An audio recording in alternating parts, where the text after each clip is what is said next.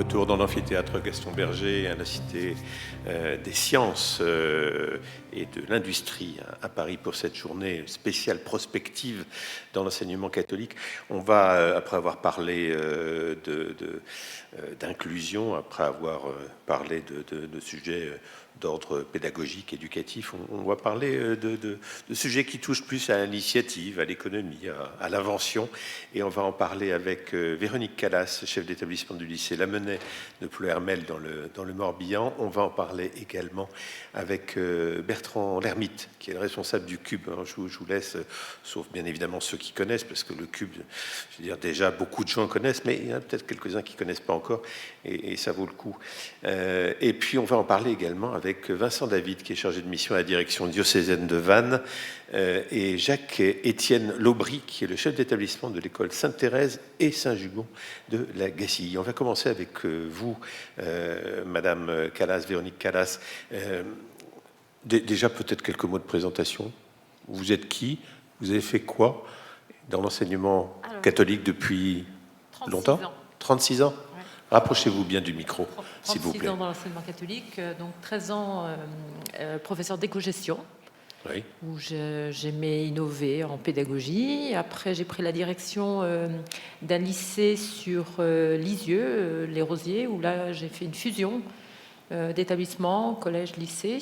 Donc là, j'ai fait 9 années. Pardon. Après, je suis partie sur Le Mans dans un lycée CFA-CFP, où il fallait restructurer, donc avec un CFA et des UFA. Et puis, au bout de 10 ans, il faut que je reprenne un autre challenge, je suis partie pour le lycée Lamennais. Donc, je suis arrivée en septembre 2019 pour gérer les crises. Donc, pourquoi j'ai choisi cet établissement? Parce qu'il y avait l'arrivée d'un lycée public qui arrive d'ailleurs à la rentrée prochaine. Voilà, des challenges. C'était ça la crise? Non, c'était pas ça la crise. La crise, je ne l'avais pas prévue. Et en l'occurrence, vous avez pointé un certain nombre de choses qui vous paraissaient aller de travers et vous avez décidé d'y remédier. C'est un petit peu ça ou... On n'est pas grand-chose, chef d'établissement tout seul, donc on est une équipe. Non, c'est plutôt à l'issue de cette phase Covid. Oui. Ah, le Covid, toujours, le Covid. Il aura peut-être permis certaines évolutions. Ah, mais tout à fait. On en avait un exemple tout à l'heure, d'ailleurs, exactement, lors d'une table ronde. J'ai plein de bons exemples. Donc, à l'issue de cette phase Covid, on a fait une petite enquête auprès des enseignants, des élèves, pour savoir un petit peu comment ils avaient vécu cette phase Covid. Et en fait, on s'est aperçu que certains l'ont bien vécu. Alors, ça va paraître peut-être étonnant pour certains, mais il y a des élèves qui ont apprécié cet enseignement à distance. Moi, j'étais très surprise, je ne vous cache pas. Alors, ce n'est pas la majorité, mais il y a quand même. Donc, il fallait prendre en compte. Il fallait en prendre en compte. Et puis, on a aussi des enseignants qui ont apprécié. Alors, pas complètement, mais pour certains sujets, ils ont apprécié aussi cette phase Covid. Donc, on a creusé. On s'est dit, pourquoi? Alors, on a des élèves, côté enseignant, qui ont repéré des élèves qui étaient introvertis, qui ne parlaient pas en classe, qui, là, très facilement, posaient des questions aux enseignants, participaient, etc. Ils étaient plus à l'aise devant un micro que dans une classe? Tout à fait. Et l'élève nous a dit la même chose. Il dit, moi, je préfère parce que je n'ai pas le regard de l'élève, je ne suis pas dans la classe, je peux poser mes questions. Voilà. Ils ont senti une pédagogie plus personnalisée. Alors, je ne vous cache pas qu'en conseil de direction, quand on a étudié tout ça, on s'est dit, mais c'est plutôt bizarre. Et puis on s'est dit, comment on peut justement peut-être faire une force. Tirer profit, oui. Oui, tirer profit. Donc on s'est dit... Et là, on a eu une petite idée. On est donc un très gros lycée, Centre-Bretagne. Je pense qu'on est le seul établissement qui arrête ses cours à 16h30. Pourquoi? Parce qu'il n'y a plus de transport scolaire. Ah. Donc, ça veut dire que... Il faut mettre plus de transport scolaire. Alors, ça va arriver avec l'arrivée du lycée public. D'un seul coup, on va pouvoir avoir des cars à 17h30. Donc, vous voyez, là aussi, il y a un côté positif. Bon, donc, à 16h30, on avait pour habitude de proposer aux jeunes une étude le soir, gratuite. C'est des temps d'accompagnement personnalisé. Mais tous les élèves qui partaient en transport scolaire ne pouvaient pas en bénéficier. Alors, on s'est dit... si on proposait une étude du soir, mais à distance, c'est-à-dire après 18h, quand ils sont rentrer chez eux.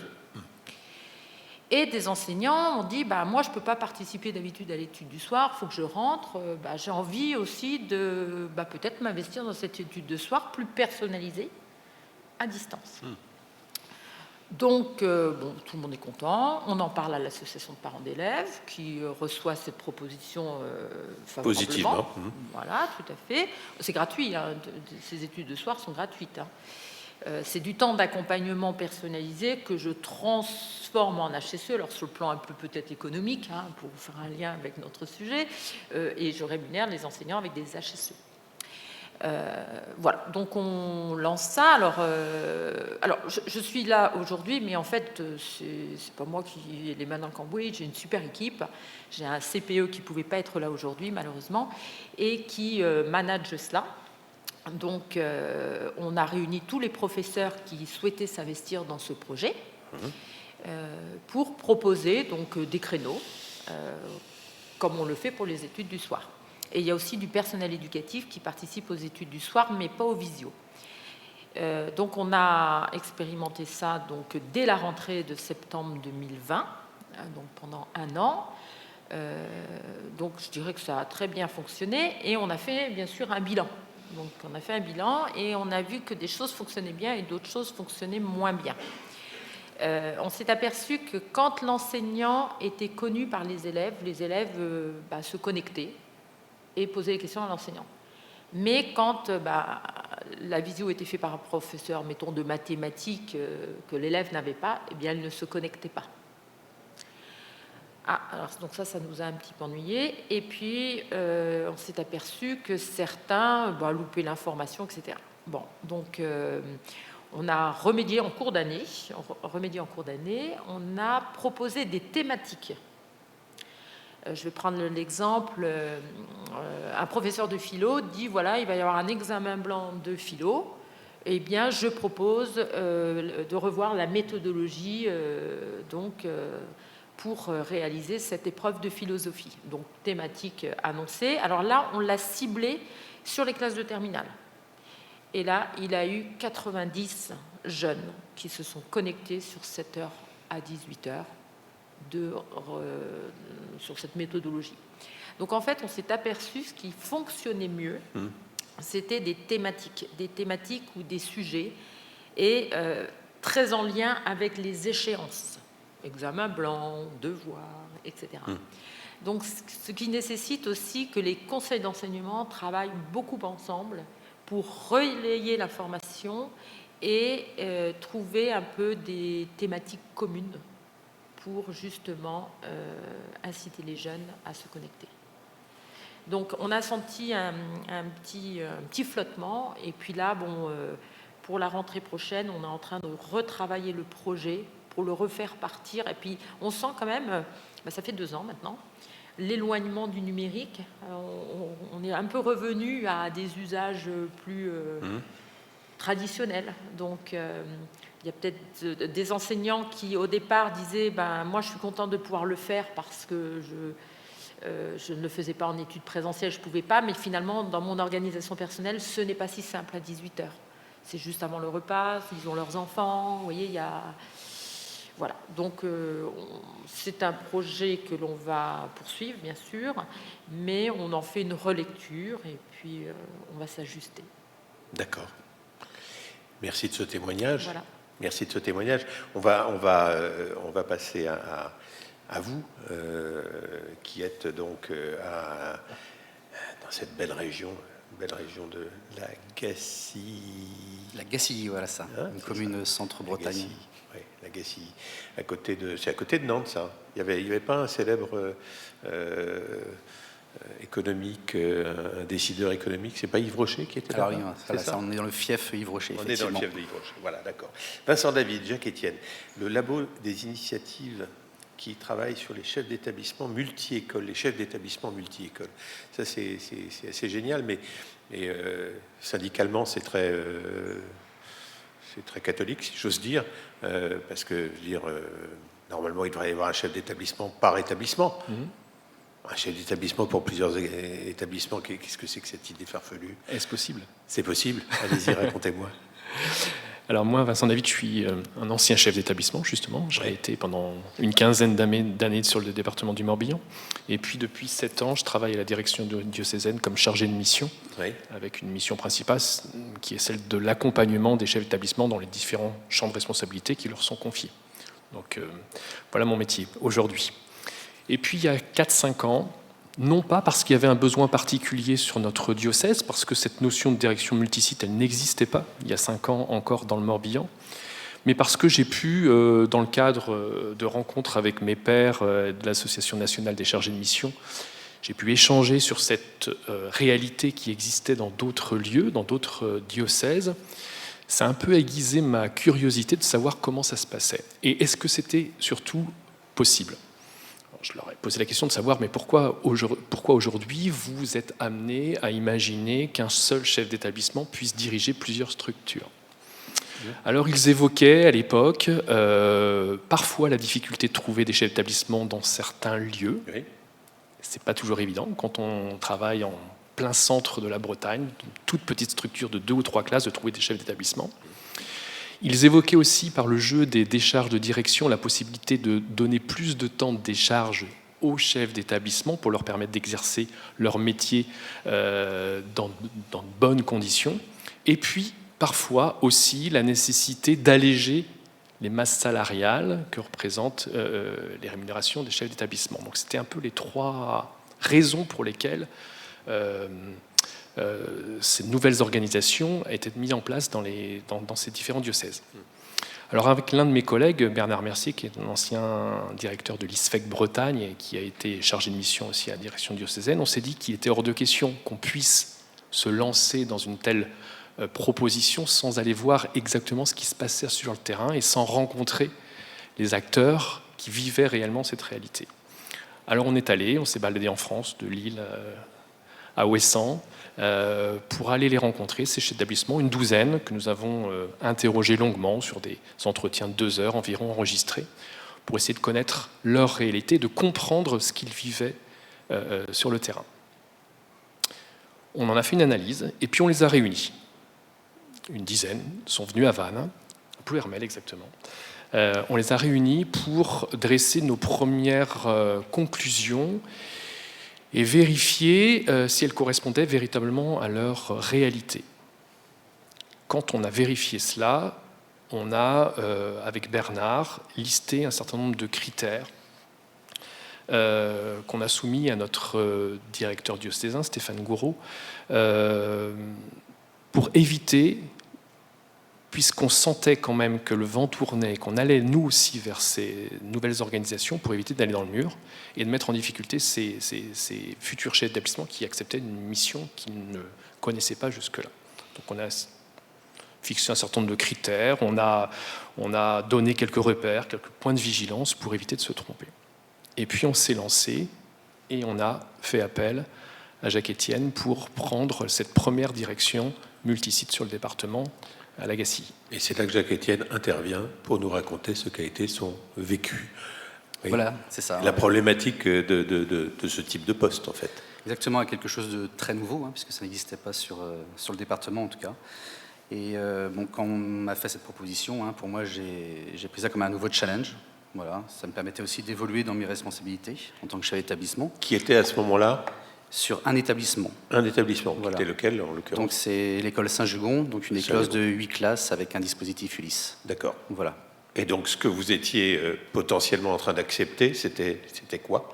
Alors c'était d'avoir la responsabilité d'un autre établissement de 3 classes, oui, qui était situé sur la même commune, sur Lagacilly également, à proximité, à peu près 5 km. Voilà, donc 2 établissements en responsabilité en tant que chef d'établissement. Voilà la proposition qui m'était faite. Qu'est-ce qui vous a fait l'accepter ? Alors c'est ça, il y avait une évolution dans mes responsabilités. J'avais aussi envie d'expérimenter aussi des choses, de nouvelles choses, parce qu'on voit bien qu'il y a des choses qui changent sur le territoire au niveau national. Et il y avait aussi l'attrait aussi pour faire mon métier de chef d'établissement de temps de décharge, effectivement. Auparavant, j'étais à 50% de décharge, donc ça représentait 2 jours de classe et mes responsabilités en tant que chef d'établissement. Et donc là, j'avais l'opportunité aussi de pouvoir avoir plus de temps de décharge. Aujourd'hui, je suis déchargé à temps complet. Voilà. Et donc, voilà, j'ai la possibilité de me concentrer sur ce métier de chef d'établissement dans son intégralité. Voilà. C'est presque un paradoxe, vous vous concentrez sur votre métier tout en l'exerçant dans plusieurs endroits différents.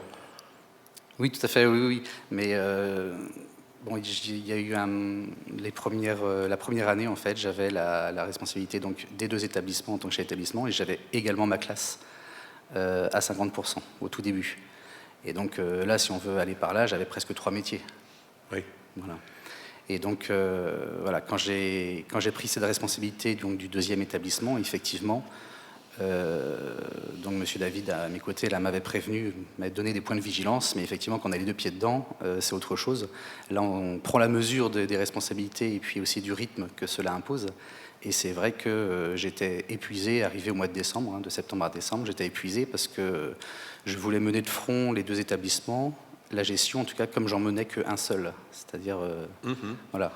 Et là, 2, en l'occurrence, ne fait pas 1 plus 1. C'est-à-dire qu'on se rend très rapidement compte qu'il faut réorganiser les choses. Donc moi, ça m'a demandé aussi un travail d'analyse, en fait, d'organisation, pour que ce soit jouable. L'organisation, ça a pris combien de temps pour la mettre au point ? Alors, ça m'a pris déjà toute la première année. J'ai été sur une organisation un peu particulière, puisque j'étais chef d'établissement sur les 2 établissements. Et sur le plus petit établissement, école de 3 classes, j'avais quand même une adjointe de direction. Voilà. Donc qui m'aidait et sur qui je pouvais me reposer aussi sur différentes missions qui lui étaient attribuées. Voilà. Là, on parle de délégation, évidemment, parce que j'avais besoin de déléguer les choses, et choses que je n'avais pas forcément l'habitude de faire auparavant. Et donc là aussi, moi, ça m'a demandé de me repositionner en tant que chef d'établissement dans une nouvelle organisation.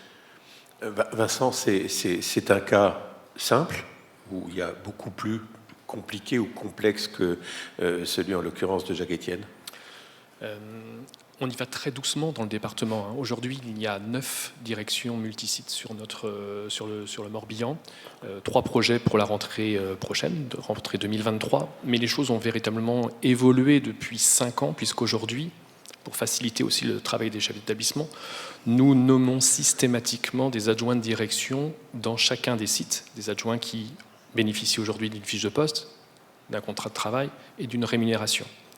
Ça a changé la vie des chefs d'établissement. Ce n'était pas le cas il y a 5 ans, c'est-à-dire qu'ils exerçaient cette mission à 2 endroits, voire 3 endroits différents. Mais aujourd'hui, dans le Morbihan, c'est systématique.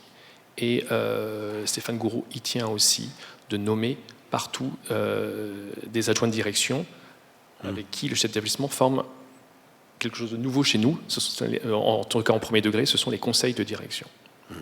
Quels sont les points de vigilance dont vous parliez l'un et l'autre? Pour ne pas se tromper, oui. S'appuie d'abord sur des chefs d'établissement confirmés. Ça, c'est important. Pas de débutants. Idéalement, quand on leur confie un second établissement, c'est bien qu'ils connaissent très bien le premier, pour ne pas découvrir aussi 2 établissements en même temps. Nous sommes persuadés aujourd'hui que pour réussir cette mission, les chefs d'établissement doivent être déchargés au moins d'un mi-temps, et nous cherchons à ce qu'ils le soient complètement, déchargés de classe. Et ça, c'est indéniable aujourd'hui dans les retours que nous avons des expériences menées depuis quelques années sur le Morbihan. C'est compliqué quand on mène de front un mi-temps de classe ou 3/4 temps de classe et une mission sur deux écoles différentes. Ça, c'est une vigilance importante. Et puis ces adjoints de direction qu'il faut absolument nommer et faire en sorte que cette relation de confiance soit évidente entre le chef d'établissement et ses collègues. J'imagine aussi que la proximité géographique entre les différents établissements est une nécessité. Oui, pour pouvoir se déplacer facilement, effectivement. Généralement, dans les expériences que nous avons ici sur le département, il n'y a pas plus de 15 minutes de trajet entre les 2 établissements. On peut envisager à terme une formation spécifique pour C'est notre projet. C'est votre projet ? C'est notre projet. En tout cas, de poursuivre l'accompagnement au plus près de ces chefs d'établissement qui vivent cette réalité, qui sont peu nombreux sur le département, mais demain, d'accompagner aussi ces adjoints de direction qui découvrent un nouveau métier. C'est l'objectif de 2023-2024, de les accueillir, et on les accueille d'ailleurs au mois de mars pour la première fois à la direction diocésaine de Vannes. Jacques-Étienne, quel est le plus lourd et le plus enthousiasmant? Alors le plus lourd, c'est la communication, je dirais, et le temps passé à la communication. On a besoin d'être sur le terrain, donc présents physiquement sur les 2 établissements, mais aussi être à disposition des collègues, des parents d'élèves, des élèves évidemment. Donc ça demande du temps, effectivement, et ce temps-là, on le retrouve grâce à ces personnes qui sont adjointes de direction. Donc ça, c'est un des points de vigilance, effectivement, qui sont très importants. Ensuite, les réussites, il y en a beaucoup, en fait, finalement. Hein. Il y a la construction, justement, de cette relation de confiance, effectivement, avec mes adjoints. La construction aussi de projets communs. Donc là, on a 2 établissements qui fonctionnaient indépendamment l'un de l'autre. Et là, j'ai réussi à mettre en place donc, des concertations communes. Des passerelles. Des passerelles, un projet pédagogique commun, donc sur le langage oral en l'occurrence, donc qui va se dérouler, qui a commencé cette année et qui va poursuivre l'an prochain, avec des échanges de pédagogie entre les enseignants, une ouverture aussi. Et puis, j'essaye aussi d'associer le personnel au GEC aussi, à ces temps aussi de rencontres, donc plutôt dans les temps conviviaux, et c'est vrai que c'est apprécié également du personnel. Merci messieurs. Je vais terminer cette table ronde avec Bertrand Lermite, responsable du CUB, ce qui nécessite bien évidemment un peu d'explication. La scène se passe à Tourcoing, dans l'ensemble scolaire, que vous fréquentez depuis combien de temps? Depuis 93. Voilà. Depuis 93. Je suis enseignant au lycée EIC depuis 93, enseignant en sciences de l'ingénieur à l'origine. Oui. Ah, tout s'explique. Peut-être, je ne sais pas. Et depuis 2009, directeur délégué aux formations, donc c'est-à-dire en charge dans un lycée comme celui de l'EIC, de l'animation pédagogique des 250 enseignants du lycée EIC. Donc l'ensemble scolaire EIC, dont fait partie ce lycée, est un ensemble scolaire à Tourcoing qui représente une école, 4 collèges, 2 lycées, un campus d'enseignement supérieur et un centre de formation, apprentissage, formation continue sur Tourcoing. Ça fait du monde, ça. Ça représente à peu près cette année 6350 apprenants. Voilà. Et en 2015, cet ensemble scolaire EIC a vu une friche industrielle textile, comme il y en a beaucoup sur Tourcoing, à vendre juste à côté de l'établissement. Donc quand il y a des mètres carrés comme ça à disposition en plein centre-ville, on peut se poser la question d'un peu plus près. Ouais. Et donc en 2015, les chefs d'établissement ont fait l'acquisition de cette friche industrielle textile avec une idée en tête. Une idée peut-être de, pas forcément d'augmenter les effectifs, vous l'avez compris, qui sont déjà bien suffisants, mais de déplacer un des lycées pour le rapprocher de l'autre. Et est arrivée une autre idée que j'ai pu mettre sur la table sans trop savoir ce qu'ils avaient eux en tête, c'est de se dire qu'on a besoin aujourd'hui, dans ce 21e siècle, d'une pédagogie un peu différente, qui vient en complément, parce qu'il ne s'agit pas de remplacer la pédagogie telle qu'elle existe aujourd'hui dans nos établissements, qui est très formelle, très structurante, mais qui en même temps construit les jeunes que l'on a aujourd'hui. Mais cette pédagogie n'est plus suffisante. Elle ne permet pas suffisamment de développer ce qu'on appelle communément les compétences transversales, ce qu'on entend encore comme étant les soft skills, ou les 4 C, créativité, communication, collaboration, esprit critique. Voilà, on sait qu'on vit dans une société aujourd'hui où tout évolue de manière très fulgurante, et on sait aujourd'hui que les collégiens que l'on a ou les lycéens vont faire des métiers qui n'existent pas encore. Les métiers qui sont les plus recherchés aujourd'hui n'existaient pas il y a juste 10 ans. On sait aussi qu'ils vont vivre 10 à 15 missions différentes tout au long de leur vie. On ne parlera plus de métier, on parlera de mission. Et la question qu'on se posait bien avant 2015 déjà, c'est est-ce qu'on prépare correctement nos jeunes, dès le plus jeune âge, à être dans cette capacité de rebondir, d'expérimenter, d'explorer et d'apprendre tout au long de la vie. Et quand on regarde ces différents métiers qui évoluent, on voit qu'il y a certaines compétences parmi ces métiers qui, elles, sont très stables et qui sont de plus en plus recherchées, ces fameuses compétences transversales.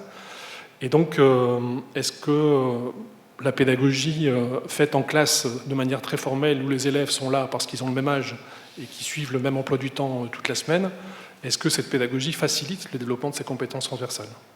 Et donc on s'est dit qu'il fallait un lieu qui permette d'innover, de créer. L'éducation et l'entreprise. Ça c'est venu après, parce que d'abord c'est le développement des compétences transversales, un lieu où on facilite la prise de risque, l'innovation, la créativité, la collaboration, l'oralité, etc. Et après, deuxième idée qui vient juste après, c'est bien celle-ci, c'est de se dire, mais ces compétences-là, il n'y a pas que les enseignants qui savent les transmettre, ou que les parents, mais il y a toute la société qui est en capacité de transmettre ces compétences-là. Et donc, on s'est dit qu'il fallait un lieu qui soit aussi accessible aux entreprises, aux startups, aux artisans, aux collectivités, aux particuliers, aux parents, aux familles. Et c'est comme ça qu'est né le Cube. Et c'est comme ça qu'est né le Cube. Et c'est comme ça qu'on a fait un tiers-lieu pédagogique et éducatif. Parce qu'en fait, par définition, ce qu'on a créé sans le savoir, c'est un tiers-lieu. Un tiers-lieu, pour rappeler ce que c'est un troisième lieu qui se positionne entre deux autres lieux, deux autres mondes, qui habituellement se côtoient peu ou très mal. Et notre tiers-lieu, la révélation de notre tiers-lieu, c'est un tiers-lieu pédagogique, c'est-à-dire un tiers-lieu qui rassemble le monde de l'éducation, mais au niveau secondaire, école, collège, lycée, et le monde de l'entreprise, j'allais dire la vraie vie, quoi. Et voilà, donc ça se passe dans l'enseignement supérieur, mais ça ne se passe pas dans les écoles, collèges et lycées. Et donc on a créé ce tiers-lieu, sans le savoir, qui rassemble ces deux mondes. Et c'est ouvert à tous. Et c'est ouvert à tous, par définition. Et on rencontre qui dans le Cube? Alors aujourd'hui, par exemple, se déroule un business game d'une école de commerce qui vient occuper les espaces du Cube en ce moment, aujourd'hui. Quand on parle, là. Oui. Voilà, la semaine dernière, on a reçu des entreprises qui viennent faire des séminaires, qui viennent occuper des espaces et qui, quand elles sont là, côtoient des enseignants ou côtoient des élèves, des étudiants, même si c'est qu'un ou deux. En tout cas, ça permet de créer une relation et ça montre à voir aussi aux jeunes qui sont en apprentissage, collège, lycée, ce qu'est la société et ce qu'est la vraie vie, j'allais dire, parce qu'il s'agit bien de ça. Voilà, donc quand on a construit le Cube, pour que les entreprises viennent, parce que c'est quand même un peu, l'essentiel, elles ont autre chose à faire que de venir dans nos établissements scolaires. Elles ont une entreprise à faire tourner. On a des chefs d'entreprise qui travaillent plus de 60 heures par semaine. Et donc, leur dire « venez partager votre métier », c'est pas suffisant. Donc, il faut qu'ils y trouvent un intérêt. Et donc, on a réfléchi aux espaces du Cube pour que ces espaces rendent des services aux entreprises, aux associations, aux startups, et en même temps participent à l'éducation de nos élèves, écoles, collèges, lycées. Et donc c'est comme ça qu'on a conçu les 4 niveaux du Cube. Chaque niveau fait à peu près 1200 mètres carrés. Enfin, le nom du bâtiment, c'est un cube, tout simplement. C'est pour ça qu'on l'a appelé comme ça. Et on a décliné ces espaces comme si une entreprise pouvait nous solliciter pour un projet dans son intégralité, à partir d'une idée jusqu'à sa conception, réalisation et communication. Pas une participation à un projet, le projet intégralement. On est en capacité de le faire. Après, on n'a pas encore eu de gros projets comme ceux-là avec des entreprises, mais on a réfléchi à la conception du bâtiment dans cette idée-là. D'accord. Le deuxième étage du Cube, il est dédié au développement durable. Donc on a défini 6 enjeux sociétaux qui servent le développement durable et qui, du coup, en même temps, contextualisent la pédagogie des élèves qui y travaillent. Je pense au bac STI 2D, notamment, qui y travaillent. Et sur le même étage, on a mis un espace de créativité, un espace de co-design, ce qu'on appelait le design studio, c'est-à-dire un espace dans lequel on est formé, quelques-uns dans l'établissement, pour animer des séances de co-design, des séances de créativité à partir d'une problématique. On écoute les livrables de l'entreprise et on est capable de la mettre en créativité. Donc l'idée du deuxième étage, c'est que face à ces enjeux sociétaux, qui sont ceux de l'environnement, mais pas que, il y a aussi ceux de l'orientation, qui sont de plus en plus forts aujourd'hui, ceux de la société, on se met en créativité sur cet étage. Au premier étage, donc on descend d'un niveau, c'est l'étage expérience utilisateur. Donc l'idée qu'on a pu avoir au deuxième étage, on la dépose au centre du premier et on a la possibilité d'avoir différents espaces, comme un centre de relations clients, comme l'espace de coworking, comme des espaces avec vitres sans teint, d'analyse et d'observation d'une expérience client, des espaces informatiques, des espaces ludopédagogiques. Donc l'idée, c'est qu'on partage aux usagers l'idée qu'on a pu avoir pour l'expérimenter. C'est le principe de l'UX design. Une fois que cette idée a été bien triturée, travaillée, améliorée, on peut descendre encore d'un niveau, on se retrouve au Fab Lab, laboratoire de fabrication, et là on peut donner vie aux produits ou aux services, par une maquette d'abord, voire même avec une production petite et moyenne série, puisqu'on a un atelier bois, un atelier usinage et conception numérique informatique. Et ensuite, une fois que le produit est né, qu'il est prêt à être diffusé, commercialisé. On descend encore d'un étage et on a au sous-sol tout ce qui est cinéma audiovisuel, donc un studio fond vert, une salle de projection, une salle de montage. Et on peut faire des capsules vidéo, des émissions en streaming, en direct, voilà. Donc on a tous ces étages-là qui peuvent, comme je viens d'expliquer, prendre un projet dans son intégralité, mais qui aujourd'hui sont plutôt utilisés de manière séparée et ponctuelle que le studio, que le Fab Lab, ou que le... Voilà. Vous devez avoir certains étudiants qui rêvent de passer leur vie dans le Cube, non? Oui, quand ils viennent dans le Cube... Ils ne désertent pas un petit peu leurs établissements voisins? L'établissement qui est juste à côté, non. Après, on ne peut pas mettre, c'est ce que je dis souvent, hein, quand le Cube est arrivé en 2020, on y avait réfléchi depuis 2015, donc il y a eu 5 ans de maturation et de construction.